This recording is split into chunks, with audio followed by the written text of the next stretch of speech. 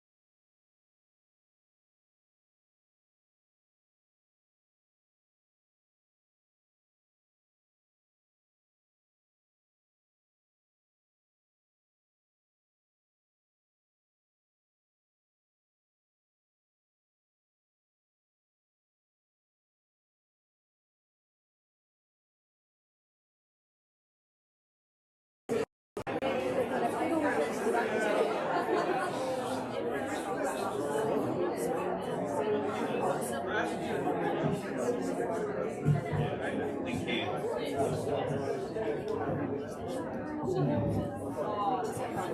evening, everyone, and particularly for people towards the back of the room, if you could please move forward and take your seats. Thank you.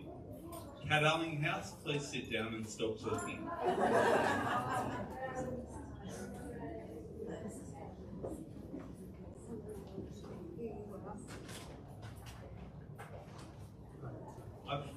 I've been outside and towards the left for anyone who may need them.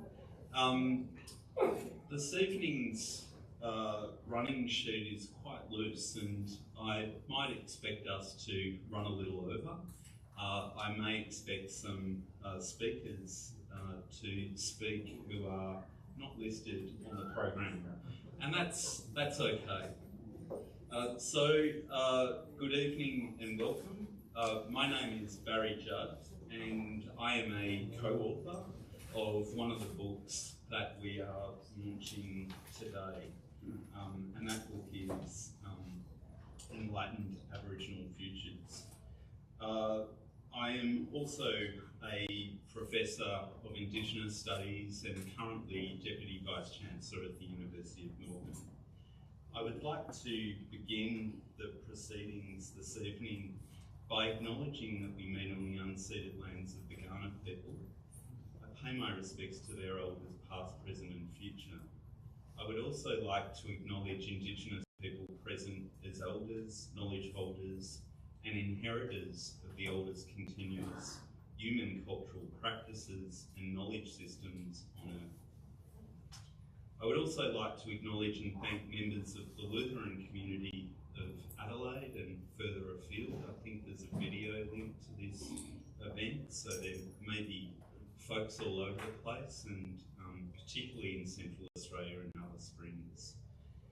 So welcome to all who are joining us here this evening for this event. Today is a special occasion as we gather to celebrate the launch of two remarkable books, Enlightened Aboriginal Futures and Sandhill Girl. These publications provide important insights to a part of Australian history that has been overlooked and neglected for far too long.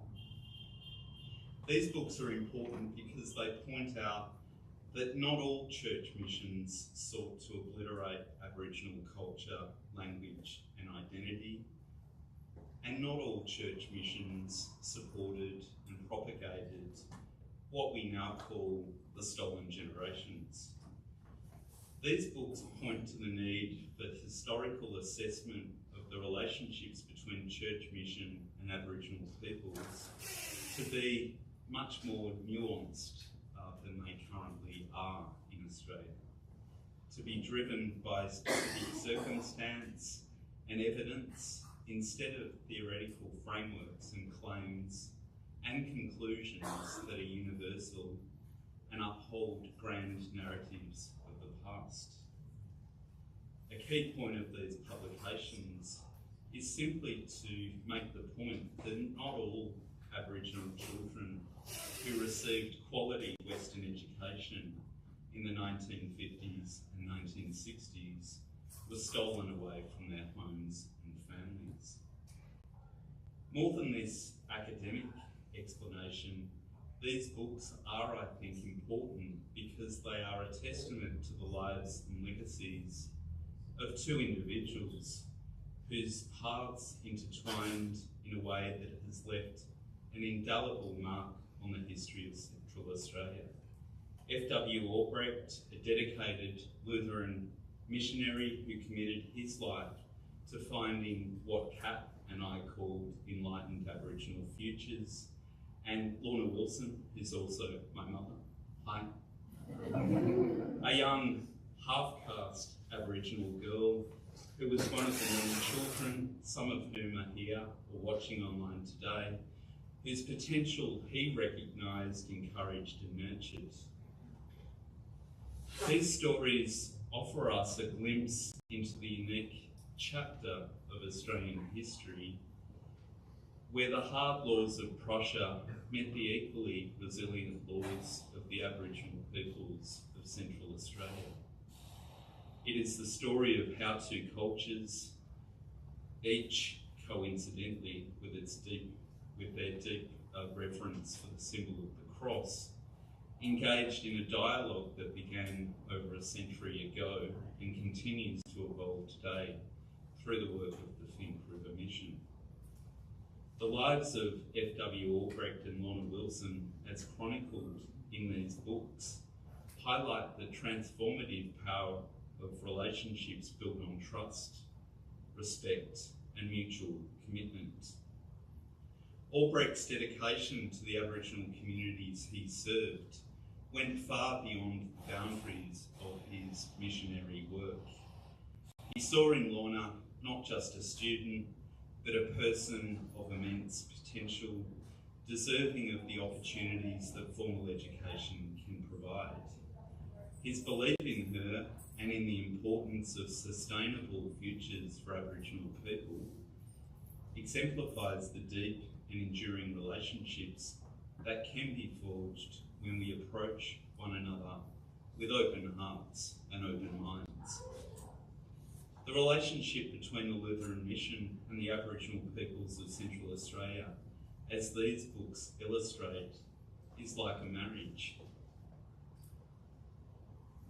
Built to endure the hardest of times, not easily walked away from, and sustained by a long-term commitment. This, I believe, serves as a powerful metaphor for true reconciliation between settler Australia and Indigenous Australia.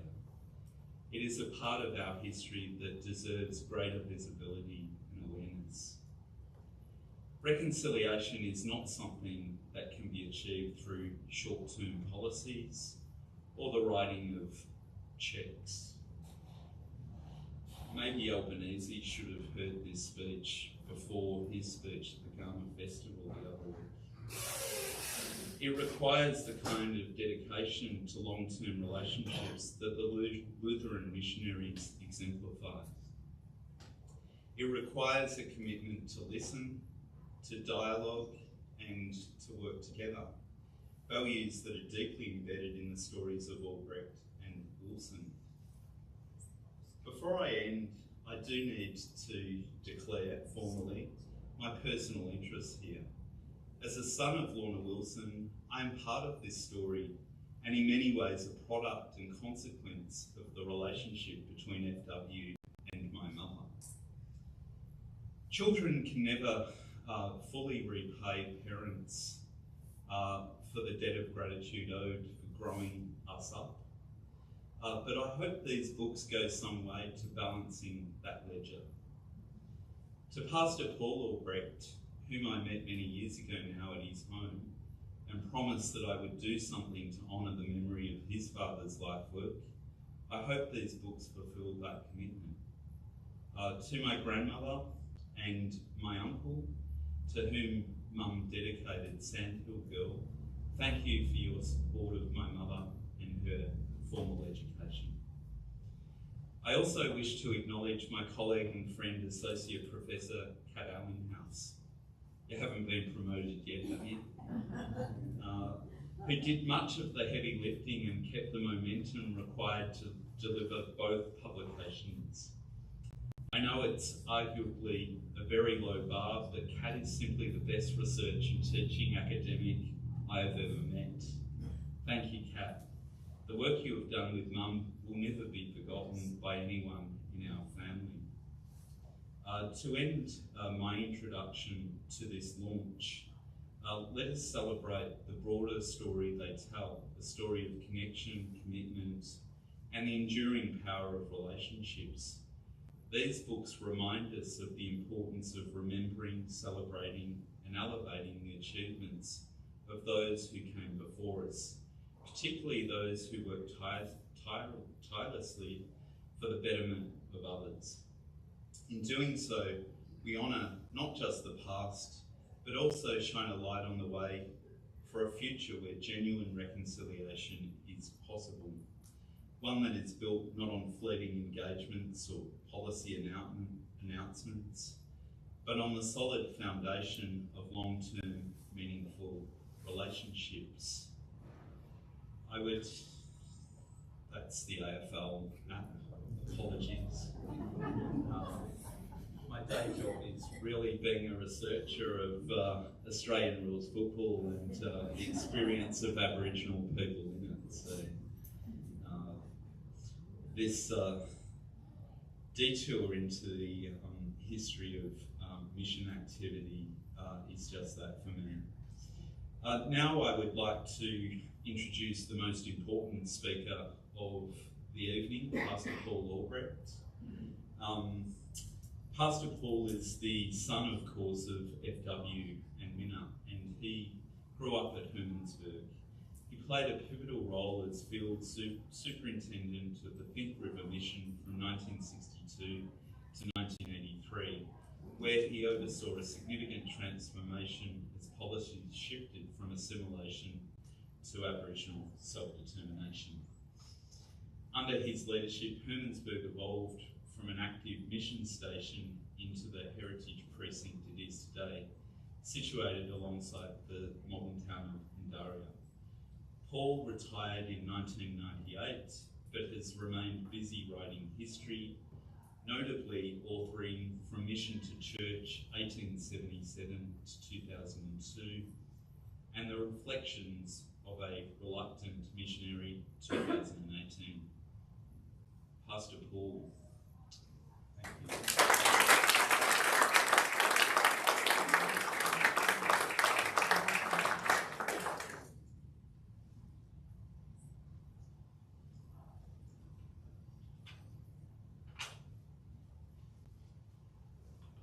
Kankama, around the critical and yin and the witching, a paper none at the Katerama.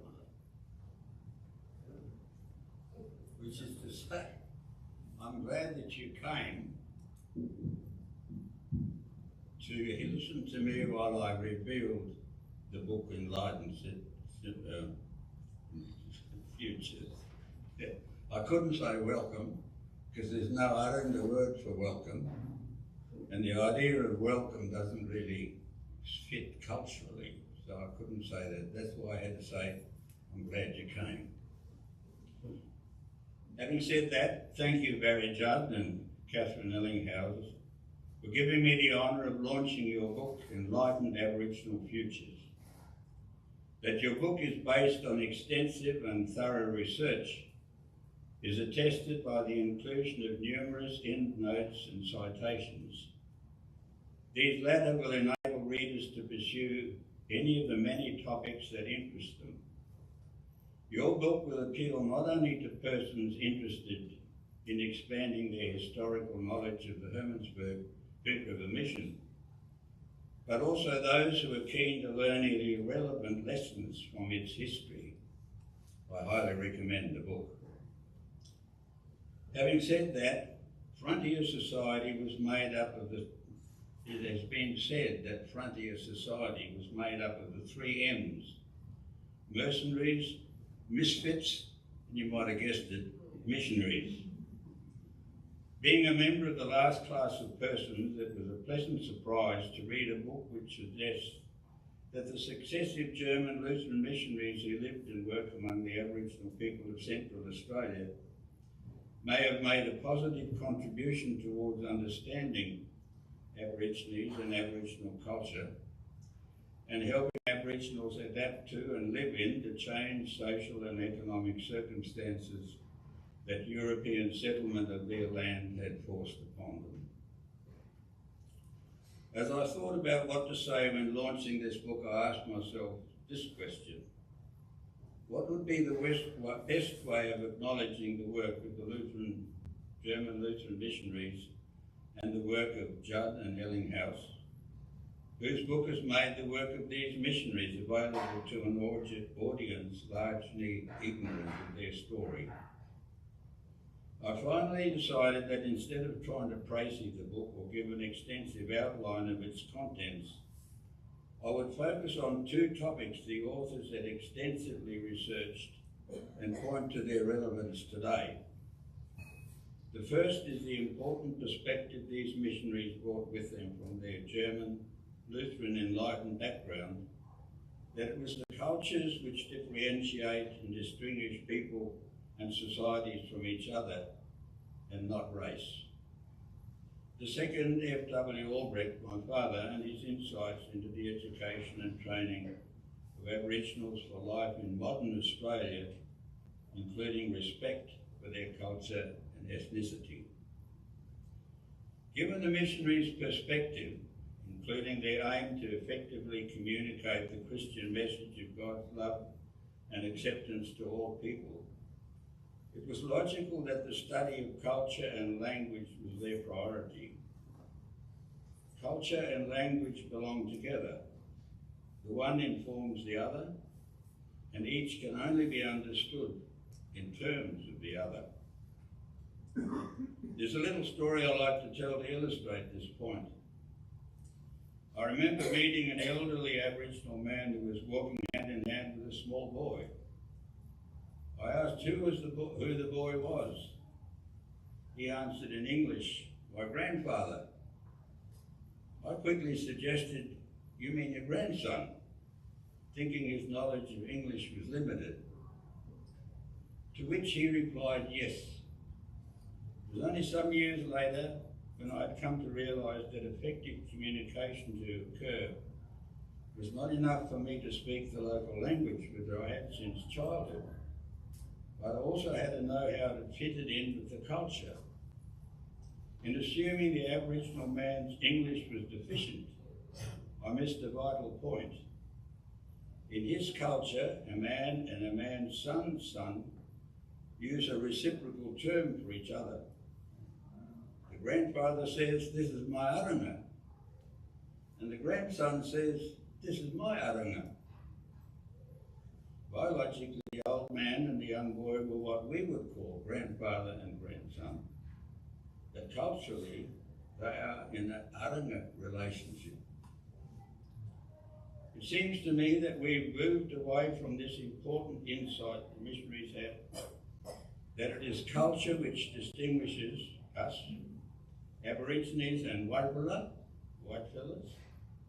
from each other, and have made race the distinguishing feature. And concomitant with that, we have redefined Aboriginal culture in ways that suit our agenda and at the same time distorts their culture. This distorted culture is then used to frame dialogue and devise policies aimed at ameliorating disadvantage and fostering reconciliation.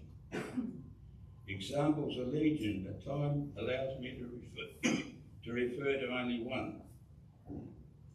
The term rither, used by Aranda speakers, and animal by the Pitjantjatjara speakers, are words used by these speakers to distinguish themselves when needed from the Wargwala, the white fella, but never as a word defining who they are.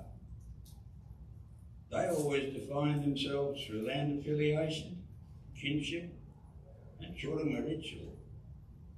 But now we speak of Aranda people and Pitjantjatjara people when the people never saw themselves as such and still do not accept to distinguish themselves from the Wargwala. We speak of nations and representation when there are no Aboriginal nations as the word is normally understood today, nor is there an Aboriginal word that I know of for representative. All the while, the important issue of people, still largely influenced by their traditional cultures, being able to satisfactorily link into the new socio-economic environment, is ignored. We need to return to a study of culture and language if we want to assist Aborigines still largely influenced by their culture make their own adjustment to the socio-economic environment in which they find themselves as part of Australian society. But first we need to understand them as they understand themselves. Only then can relevant dialogue occur. I now turn my attention to F.W. Albrecht, my father, whose life and work is especially celebrated in this book. F.W. modelled his personal attitude and beliefs in his interaction with Aborigines. F.W. was holistic. There was no difference between his private and his public persona. F.W. knew the trauma associated with dispossession and forced removal. 5 of his siblings had died of cholera when the Russians deported his family and simply dumped them in Siberia.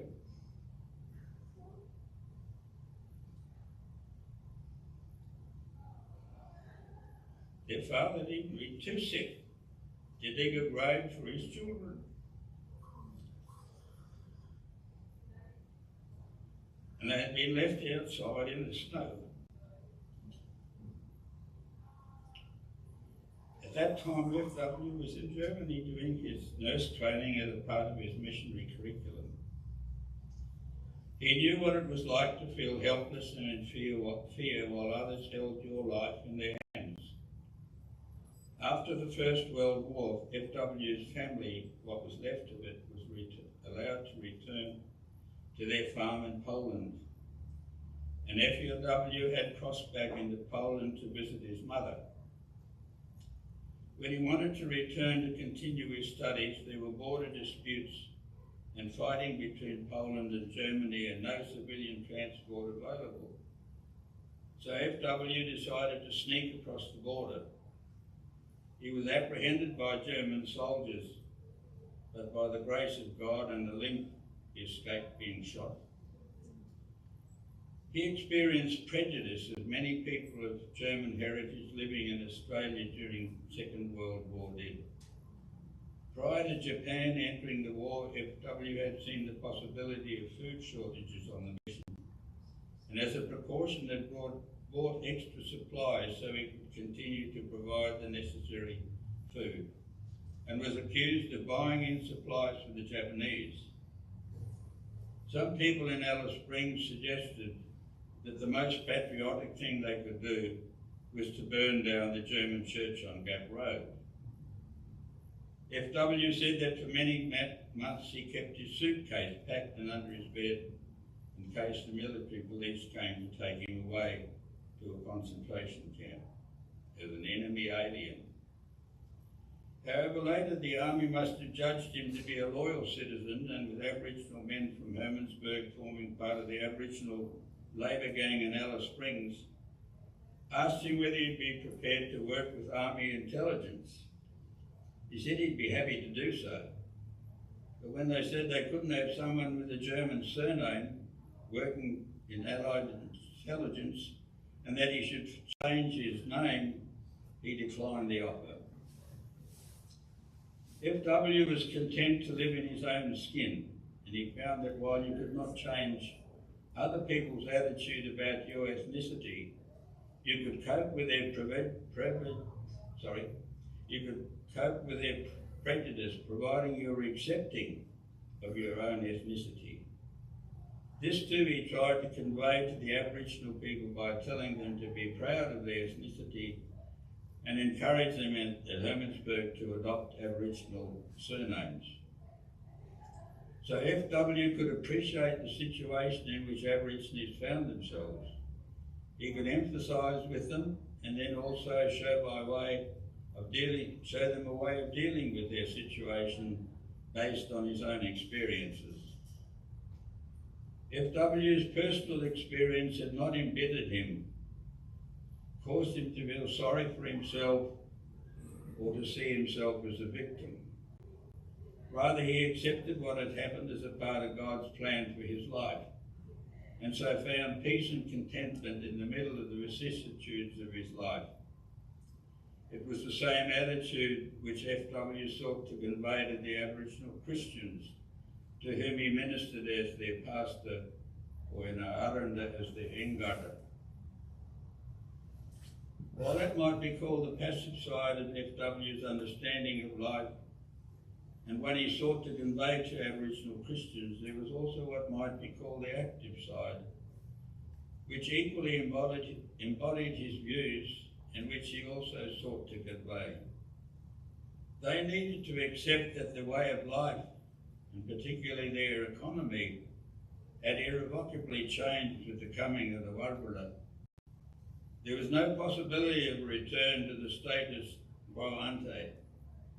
As missionaries before him, F.W. worked at teaching the Aboriginals the new economic reality, or by example providing food in return for work, and only for those who are able to work. Among other things, F.W. established a tannery to produce leather and kangaroo skin furs.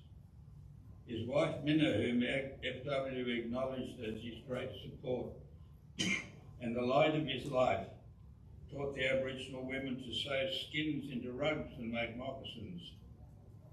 However, success was limited. As we understand more fully now, it was difficult for people whose culture dictated that what was needed for life and living was produced by the correct ritual, to now accept that what was needed for life and living was produced through work and education and the skills needed to operate in the new economy. Finally, a word on the education scheme F.W. devised. This has been described by Judd in detail, and I have no intention of rehashing what he has so eloquently written, but would like to highlight just one aspect which was the theme of F.W.'s dealing with Aboriginal people, and which he also demonstrated in his dealings with the families and the girls who went south. Do not be arrogant about or defensive of your ethnicity. Just be proud within yourself of your ancestry and your cultural heritage. Use this as a prophylactic protection against any prejudice you may encounter and as motivation to succeed in a new socio-economic environment, as many of your forebears succeeded in making a living for themselves in some of Australia's most hostile environments. In conclusion, thank you, Barry and Katherine, for writing this important chapter in the history of the German Lutheran missionaries who lived and worked in Central Australia. And thank you on behalf of my siblings and our families for the honour that you've done our father by writing this chapter of his history and making it available to a wider audience. Thank you.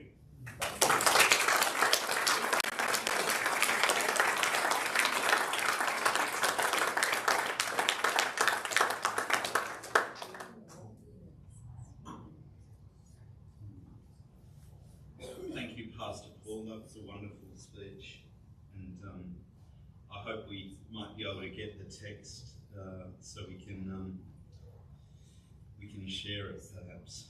I don't know where I'm up to now in the program because my phone's off, but I think we are up to the musical interlude, and we have a friend of ours, a close friend of ours, part of our family, Gabriella Smart, who is going to play some Bach for us. Gabriella is a leading advocate of new music in Australia with sustained contribution to her field over 35 years. Her expertise as an Australian representative artist has been recognised with numerous awards and grants, and if I read them all out, I'd be here till midnight. Gabrielle holds a PhD in music from the University of Adelaide, and since 2023 she has been employed as a senior researcher at the same university. Gabriella's excellence has also been recognised through major awards, residencies and fellowships, too many to detail here. I want to mention in particular that Gabriella is an artistic director of Soundstream New Music. She has close 50-year ties to the Boko family from Tachikala community in the Northern Territory. Since 2015, Gabriella has been conducting music workshops in the community and at the request of the elders, she has been facilitating and strengthening the intergenerational cultural ties between the elders and young women through a choir. So over to you.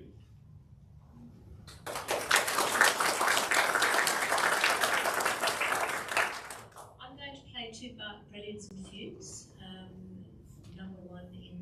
Number 2 in C minor, book 1, and number 3 in C sharp major, book 1. After I finish, Karina Lester is going to come up and she's going to narrate a poem that I am going to improvise to. It's a poem that was written by Ali Cobby Eckermann, one of our most lauded poets in Australia, Yankunytjatjara, and she's close to Lorna. And she wrote it about Tijikar.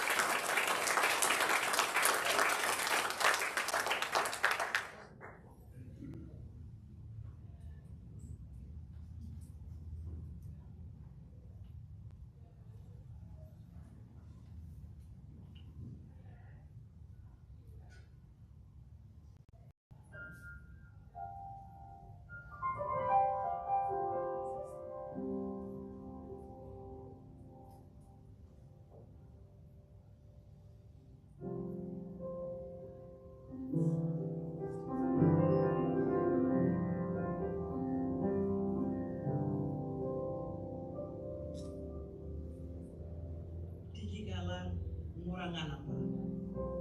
Wala worobo mora banyam mora bodija. Dale erija ngaranyi ngarananya nyanganyi. Wala worobo jogorba walbanga enkanyi. Dale nganamba jogorba bolga. Nganamba mora mukolya bolga. Nganana mukolya morako. Bugolba Kurudunga Marani Nganana Mukolya Pulka Winkiko Gigi Wangarni Nganamba Gigi Gari de Joda Wangarni Munulain Manyangaja Nganamba Yenkani Wanga Nganamba Nyan Bibron Pijar Muna in Manyangaja Bogoldo in Kanjirida.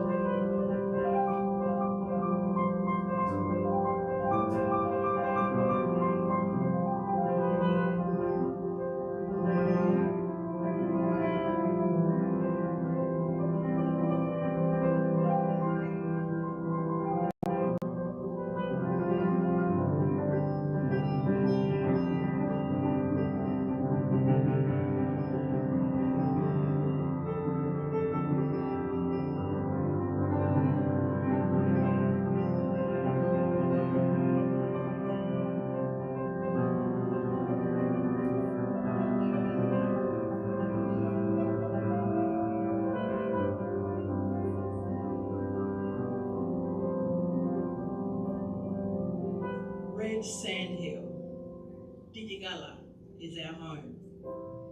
It is the place of the wedge-tailed eagle on the edge of the Simpson Desert. An old red sandhill sits on the edge of our community, watching over us. The eagle sings spirit into the air. The sandhill is the spirit of the land. Our home is filled with love. We love our home. It is a place filled with the happiness that lives in our hearts. We share our love to heal others. We heal our children. We heal the stolen children who return to us. We sing our songs of love within them. Our voices are like feathers. We have flown here to sing these songs into your hearts.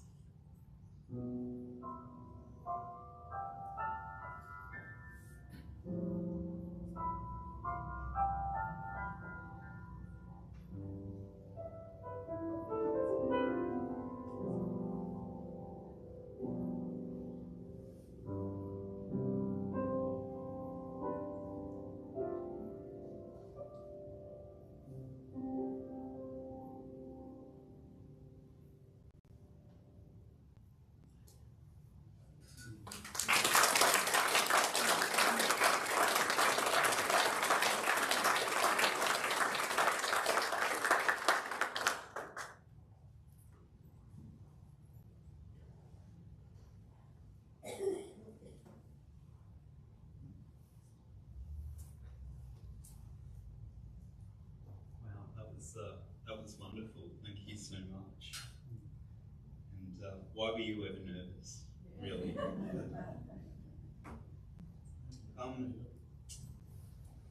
To continue the theme of not actually knowing what I'm doing, I now have a piece of paper that says at the top, you don't have to read this out if you don't want to, but I will. And it's a message from Pastor Ben Pfeiffer at the Alice Springs Lutheran Church, who says, I cannot be with you in person to celebrate this special event. Lorna has been a great encouragement to me in the early stages of ministry in Alice Springs, and I would very much have liked to return the favour by being present for the launch of her book. That being said, I was very thankful that she, somewhat reluctantly and with her typical humility, gave us permission to promote the event to our congregation, and many will be watching online. The Bible reminds us to rejoice with those who rejoice and mourn with those who mourn. Unfortunately, we have many occasions to mourn here in Central Australia. Apart from the social difficulties we face, which get reported on the news, we also encounter the daily struggles of illness, violence and funerals of those who have died young. We often mourn. Today, however, is not an occasion for mourning, but for rejoicing. In the midst of the bad news world we live in, Barry, Kat and Lorna bring us good news, reasons to rejoice and reasons to hope. The story of F.W. Albrecht is rich in cultural education and spiritual significance, and we Lutherans are proud to stand in his line of thinking and service. We are people of the good news, and I applaud Barry, Kat, and especially my congregation member and friend Lorna for being willing to share their good news and good hope with us. So there you go, there's a message from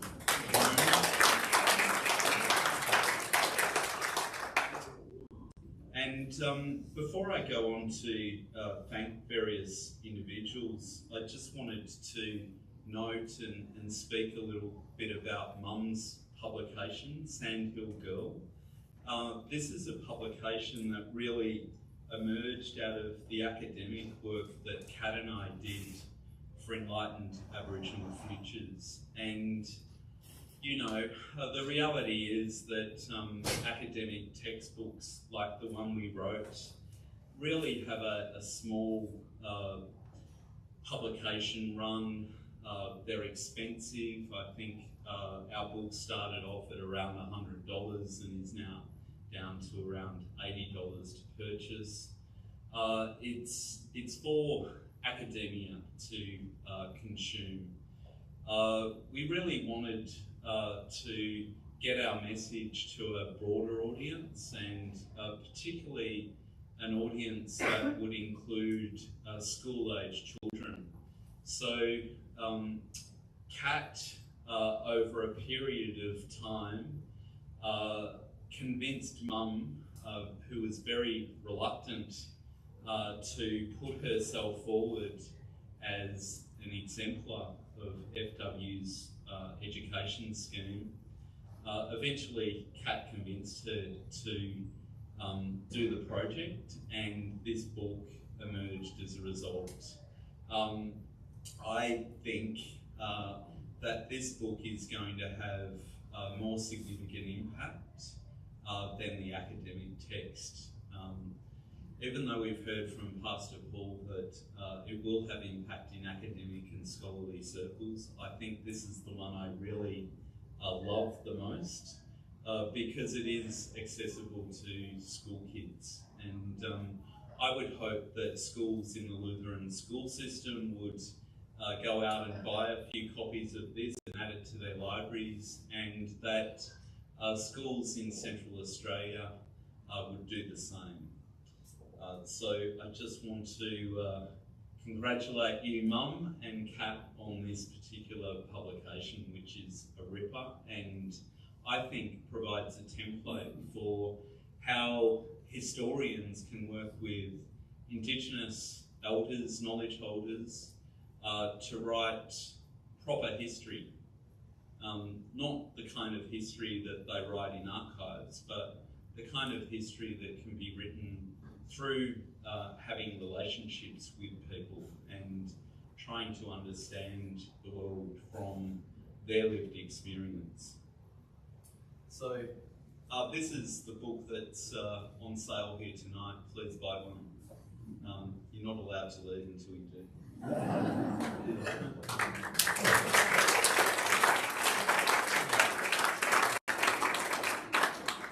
You don't want to speak, do you? So with that, both books are launched. There are a few people I'd like to thank. For the publication Enlightened Aboriginal Futures, I would particularly like to thank Professor Peter Otto for his suggestions and invitation to contribute this story into a space for which it would not normally be considered. Peter's a colleague of mine at the University of Melbourne, and one of the interesting connections that emerged through our discussions about contributing a book was that Peter's father actually helped build St Paul's College where Mum attended. So it is a really small world. The Lutheran Archives for help with images and archives. For Sandhill Girl, Olga Radke for help with photographs, history and encouragement from the very beginning of the project. The very first place Lorna took Kat was the old church to meet Olga. So Olga, if you're online, hello. Linda Reeve from the Ara Editure Archive for help with photographs, family trees and supporting the book. Rhonda Inkamala, Kathy Swan, my girlfriend, where are you? There you are. And Emily Cox for talking to Kat about their memories of the scheme. Angela Schilling from the Lutheran Archives for help with images. Karen Lowe and Peter O'Neill for hosting Kat and Lorna at St Paul's Lutheran College, Walla Walla. Before the launch, particularly Ben Hollister from the Lutheran Archives and the entire St Stephen's congregation for your help setting up for this launch. To my Melbourne uni colleagues, Michelle Richards and Tracy Painter, for the admin hard yards, and to Gabriella Smart for piano.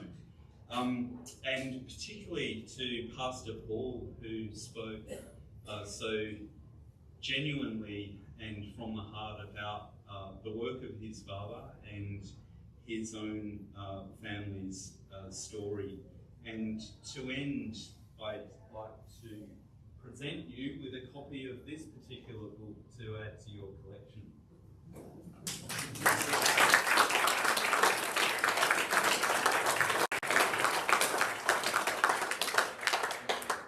Thank you very much. So with that, I think that ends the formalities for this evening, and I would encourage all of you to now join us for drinks and nibbles. And Kat is still at the desk with books to sell. Thank you.